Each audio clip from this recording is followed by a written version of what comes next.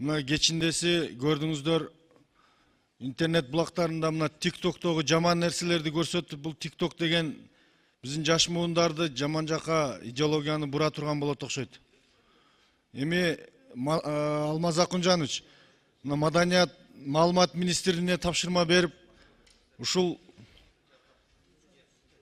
TikTok'тун жаман жака бурмалап атканы боюнча иш алып барбайсыздарбы? Эми уятко мындай көрүп туруп бул үй бүлө менен кантип көрүп атат. Анан кийин бул жерде биздин мамлекеттин улуттук баалуулуктар, улуттук саясаты да болуш керек да. Ошону карап аткан тармак эмне кылып атат? Башка өлкөлөрдө жокко бул TikTok'ту андай көрсөтө тургандар. Өзбекстан, Казакстан дегенде. Ушуга көңүл буруп койсоңуздар, же чакырасыздарбы? Рахмат.